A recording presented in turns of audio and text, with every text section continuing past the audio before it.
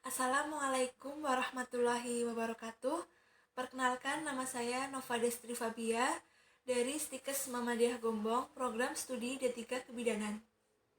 Baik, di sini saya akan membahas satu kasus terkait kegawat daruratan maternal dan neonatal. Sebelumnya, saya akan membacakan kasusnya terlebih dahulu ya. Nyonya Kasih, usia 23 tahun, P2A0, telah ditolong persalinannya 1 jam yang lalu.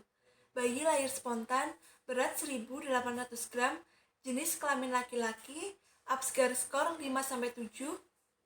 Saat Anda melakukan observasi kala 4, Nyonya Kasih mengeluh mengeluarkan darah banyak.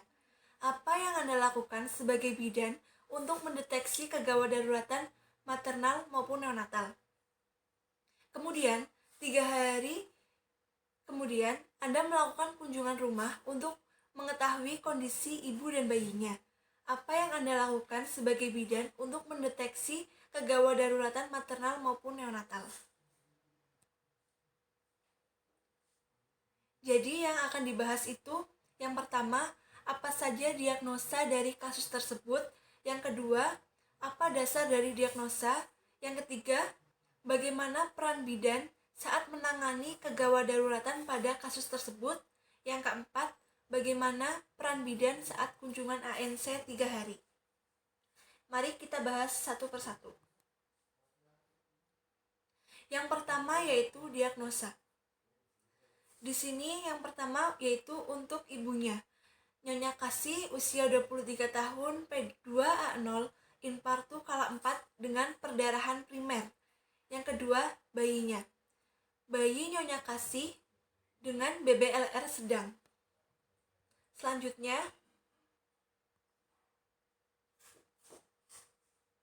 yang kedua yaitu dasar dari diagnosa. Dasar dari diagnosa ibunya. Berdasarkan kasus di atas, Nyonya Kasih mengalami perdarahan kala 4 primer karena Nyonya Kasih mengeluh mengeluarkan darah banyak pada saat kala 4. Perdarahan kala 4 atau primer adalah perdarahan sejak kelahiran sampai 20 jam postpartum atau kehilangan darah secara abnormal. Rata-rata kehilangan darah selama pelahiran per vaginam yang ditolong dokter obstetrik tanpa komplikasi lebih dari 500 ml. Yang kedua yaitu dasar diagnosa dari bayinya.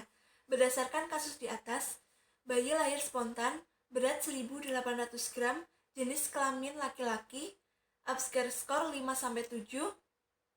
Kemudian, bayi prematur sedang yaitu usia kehamilan 33-38 minggu atau BBLR yaitu 1.500-2.500 gram. Dapat mempunyai masalah segera setelah lahir. Kemudian yang ketiga yaitu peran bidan dalam menghadapi kegawat daruratan. Sebelum peran bidan dalam menangani kegawat daruratan, saya akan menjelaskan sedikit penyebab perdarahan primer kala 4. Yang pertama yaitu atonia uteri, retensio plasenta, dan laserasi luas atau vagina robeknya itu besar ya.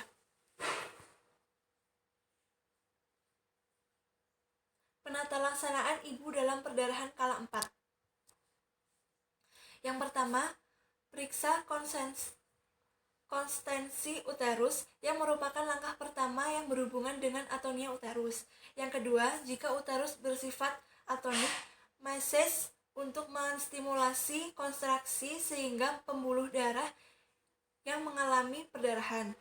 Yang ketiga, jika perdarahan tidak terkendali, minta staf perawat melakukan panggilan ke dokter. Yang keempat, jika res plasenta atau kotiledon hilang, lakukan eksplorasi uterus. Uterus harus benar-benar kosong agar dapat berkontraksi secara efektif. Yang kelima, jika uterus kosong dan berkontraksi dengan baik tetapi perdarahan berkelanjutan, periksa pasien untuk mendeteksi laserasi serviks, vagina, dan perineum karena mungkin ini merupakan penyebab perdarahan.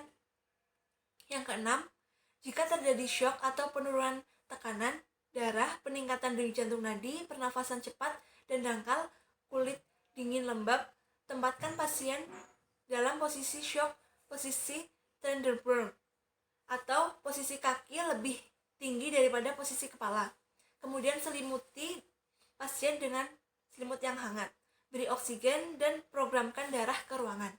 Yang ketujuh, pada pasien ekstrem dan sangat jarang ketika perdarahan semakin berat, nyawa pasien berada dalam bahaya dan dokter belum datang. Lakukan kompresi aortik dengan dilakukan pada pasien yang relatif kurus atau kompresi aorta per abdomen terhadap tulang belakang. Kemudian penatalaksanaan neonatus dengan BBLR. Bayi prematur sedang atau BBLR, bayi prematur sedang yaitu usia kehamilan 33-38 minggu. Dan BBLR itu berat bayinya itu 1.500 sampai 2.500 gram. Dapat mempunyai masalah segera setelah lahir. Asuhan yang diberikan adalah jika bayi tidak ada kesukaran bernafas dan tetap hangat dengan metode kanguru. Yang pertama yaitu rawat bayi tetap bersama ibunya. Yang kedua, dorong ibu mulai menyusui dalam 1 jam pertama. Yang ketiga,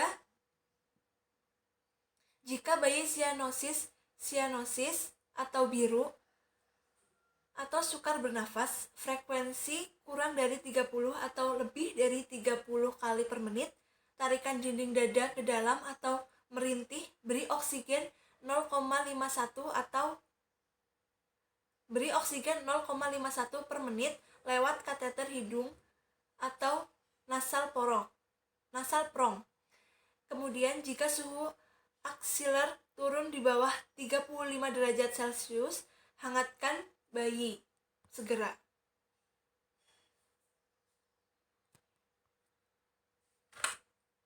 Setelah penatalaksanaan BBLR, lanjut observasi. Pemantauan saat dirawat yang pertama yaitu terapi. Yang kedua, bayi diperlukan terapi untuk penyulit tetap diberikan atau kolaborasi. Yang ketiga, tumbuh kembang. Pantau berat badan bayi secara periodik, yaitu 7-10 hari. 10% BBLR lebih besar 1.500 gram dan 15% bayi dengan berat lahir kurang dari 1.500. Perhatikan kemampuan mengisap bayi, tingkatkan jumlah ASI, kemudian ukur berat badan setiap hari, panjang badan dan lingkar kepala tiap minggu.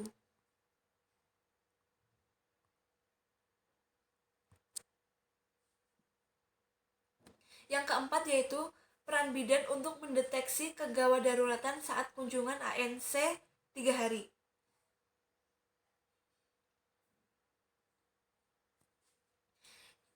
Peran bidan pada ibu saat kunjungan ANC. Yang pertama, periksa jahitan perineum, apakah sudah ada tanda-tanda pengeringan atau belum. Yang kedua, periksa warna lohea, normalnya berwarna merah muda. Karena baru 3 hari yaitu lohea rubra ya. Yang ketiga, periksa volume lohea yang keluar. Yang keempat, palpasi abdomen untuk mengecek kontraksi TFU apakah teraba tegang atau tidak.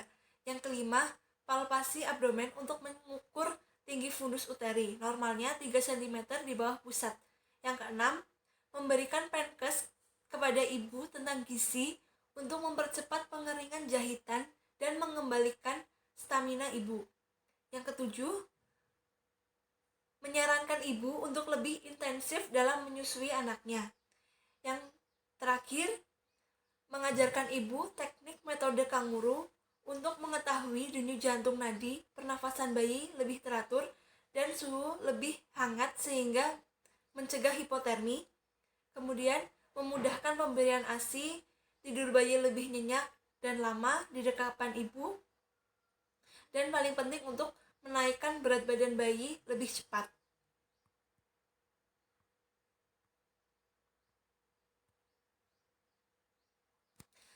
Penatalaksanaan bidan pada bayi saat kunjungan ANC.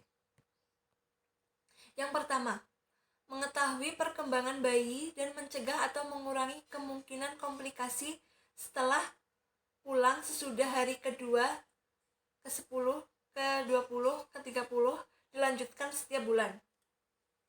Yang kedua, lakukan penilaian pertumbuhan, berat badan, panjang badan, dan lingkar kepala.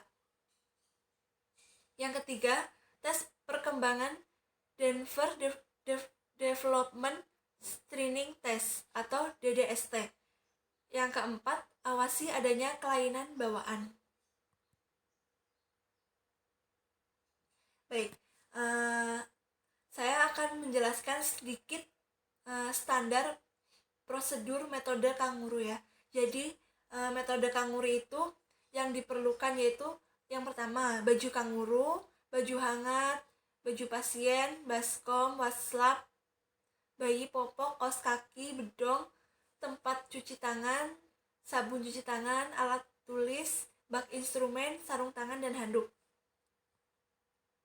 Jadi metode kanguru yang pertama itu menjelaskan manfaat metode kanguru, yaitu manfaatnya denyut jantung atau nadi, pernafasan bayi lebih teratur, dan suhu lebih hangat ya, karena berada di dekapan ibu sehingga mencegah terjadinya hipotermi.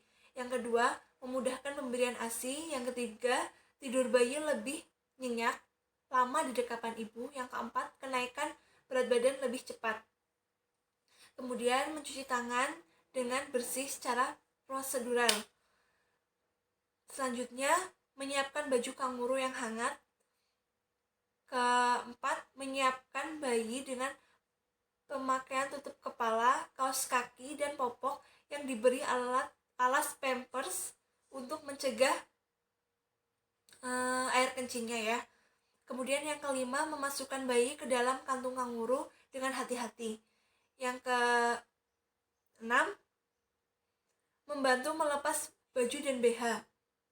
Yang ketujuh, membersihkan daerah dada dan perut ibu dengan air hangat.